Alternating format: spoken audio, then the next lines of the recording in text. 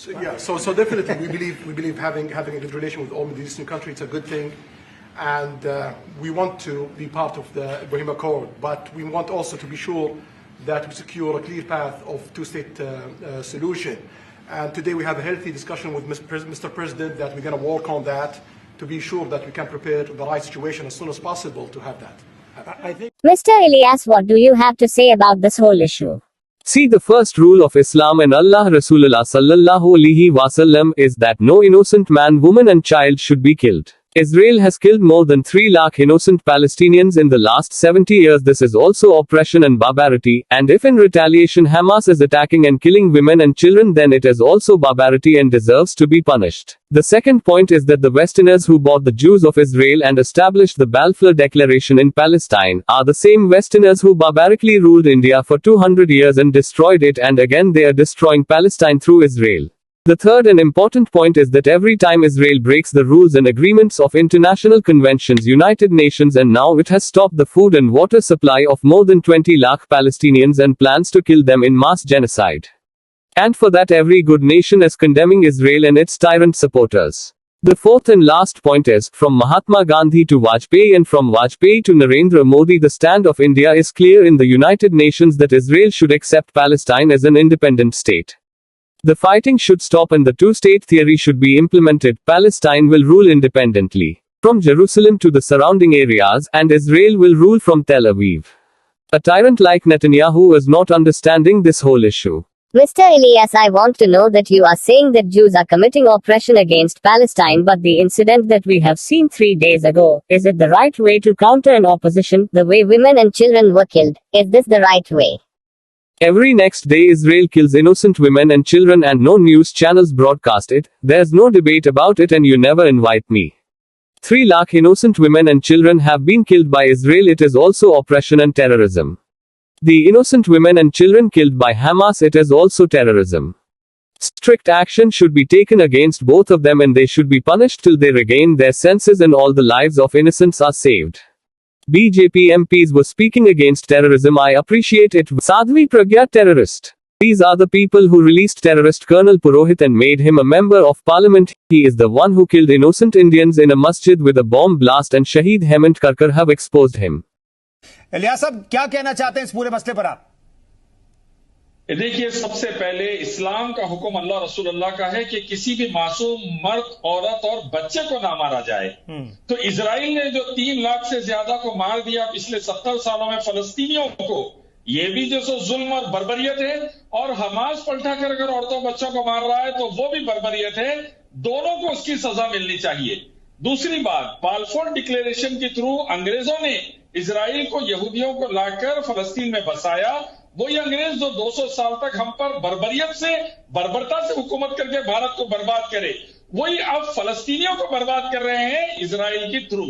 तीसरी अहम बात, हर वक्त Israel international conventions, United Nations के रूल्स को तोड़ता है और हर वक्त ओस्लो एग्रीमेंट को तोड़ता है।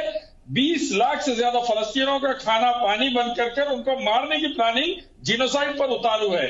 और इसके लिए दुनिया का हर अच्छा देश निंदा कर रहा है इजराइल की, और जो जालिम इजराइल की मदद कर रहे हैं वो लोग बिल्कुल ही गलत कर रहे हैं। चौथी और आखिरी बात, महात्मा गांधी से लेकर वाजपेयी जी तक और वाजपेयी से लेकर नरेंद्र मोदी तक भारत का स्टैंड क्लियर है यूनाइटेड नेशंस में कि इजराइल ने फलस्तीन को मानना चाहिए, लड़ाई बंद करनी चाहिए, 2 स्टेट थ्योरी चलनी चाहिए। फलस्तीन अपनी हुकूमत करेगा जेरूसलम से लेकर अतराफ के इलाकों पर, और इजराइल तल अवीव से अपनी हुकूमत करेगा। ये चीज नेतन्याहू जैसी दरिंदगी वाले इंसान को समझ नहीं आ रही, और वो पूरी दुनिया को तीसरी। इलियास साहब, मैं जानना चाहता हूं, एक आप ठीक है, आप एक आंकड़ा पेश कर रहे हैं कि वहां पर यहूदियों ने जुल्म ढाया है फिलिस्तीन पर, फिलिस्तीनियों पर, लेकिन जो घटना 3 दिन पहले हुई, क्या वही तरीका है? क्या वही तरीका है विरोध दर्ज कराने का? क्या उसी तरीके से निर्मम हत्याएं होनी चाहिए थे जिस तरीके से हत्याएं की गई, जिस बर्बर तरीके से सिविलियन पर अटैक किया गया, जिस तरीके से महिलाओं बच्चों को नहीं बख्शा गया? क्या यही तरीका है? देखिए, इजराइल हर दूसरे दिन मासूम बच्चों को, औरतों को मारता रहता है। कोई न्यूज नहीं बनती, कोई डिबेट नहीं होता, आप मुझे कभी भी नहीं बुलाते। हमास मारा है, आपने बुलाया, बात करने का मौका मिला। इजराइल जो 3 लाख को मारा है, मासूम औरतों और बच्चों को, वो भी जुल्म, आतंकवाद है। हमास ने जो मासूम औरतों बच्चों को मारा है वो भी आतंकवाद है। दोनों के खिलाफ सख्त कार्रवाई हो और दोनों को अखंड ठिकाने आए तक, मासूमों की हिफाजत होने तक सजा दी जाए। बीजेपी के सांसद आतंकवाद के खिलाफ बोल रहे थे, बड़ा अच्छा लगा। साध्वी प्रज्ञा आतंकवादी, कर्नल रोहित आतंकवादी को आजाद कराने में यही है, उसको मेंबर ऑफ पार्लियामेंट बनाने में यही है, जो मासूम हिंदुस्तानियों को मस्जिद में बॉम्ब ब्लास्ट से मारे, जिसको हिम्मत करके नहीं बीजेपी ने इलियास सफरुद्दीन साहब, इलियास साहब مرحبا إلياس السيد، ماذا لديك لتقول حول هذه القضية بأكملها؟ تعتبر القاعدة الأولى في الإسلام ورسول الله أنه لا يجب قتل أي رجل أو امرأة أو طفل بريء. قد قتلت إسرائيل أكثر من 300 ألف فلسطيني بريئا خلال 70 عاما الماضية، وهذا أيضا ظلم ووحشية. وإذا هاجمت حماس بالرد على ذلك وقتلت نساء وأطفالا فإن ذلك أيضا وحشية ويستحق العقاب. النقطة الثانية هي أن الغربيين الذين دعموا اليهود في إسرائيل وأقاموا إعلان بلفور في فلسطين هم نفس الغربيين الذين حكموا الهند بوحشية لمدة 200 عام ودمروها، ويقومون مرة أخرى بتدمير فلسطين من خلال إسرائيل. النقطة الثالثة والمهمة هي أن إسرائيل تخرق كل مرة قوانين واتفاقيات المعاهدات الدولية والأمم المتحدة، وأنها قد أوقفت إمدادات الغذاء والمياه لأكثر من 2 مليون فلسطيني وتخطط لقتلهم في إبادة جماعية. وبالنسبة لذلك تدين كل أمة حسنة إسرائيل وداعميها الطاغوت. النقطة الرابعة والأخيرة هي من مهاتما غاندي إلى فاجباي ومن فاجباي إلى ناريندرا مودي أن موقف الهند واضح في الأمم المتحدة بأن يجب على إسرائيل قبول فلسطين كدولة مستقلة.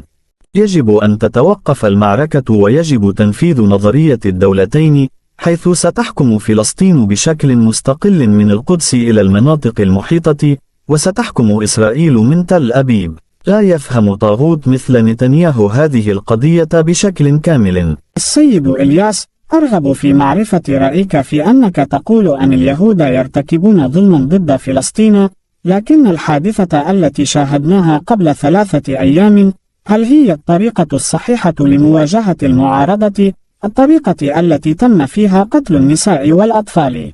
كل يوم يقتل جيش الاحتلال الإسرائيلي نساء وأطفال بريئين، ولا تبث أي قنوات أخبار ذلك، ولا هناك مناقشة حوله، وأنتم لم تدعوني أبدا. قد قتلت إسرائيل 300 ألف امرأة وطفل بريء، وهذا أيضا ظلم وإرهاب. إن قتل حماس للنساء والأطفال الأبرياء أيضا إرهاب. يجب أن يتخذ إجراءات صارمة ضد كلا الطرفين، ويجب معاقبتهما حتى يعودوا إلى أوطانهم ويتم حفظ حياة جميع الأبرياء. كان نواب حزب بهاراتيا جانات جميعهم يتحدثون ضد الإرهاب، وأعجبني ذلك كثيرا. يجب اتخاذ إجراءات صارمة ضد كلا الطرفين ويجب معاقبتهما. ساد في براجيا إرهابي. هؤلاء هم الأشخاص الذين أطلقوا سراح العقيد الإرهابي بروهيت وجعلوه عضوا في البرلمان، وهو الذي قتل الهنود الأبرياء في مسجد بانفجار قنبلة. وقد فضحه الشهيد هناند كاركاري.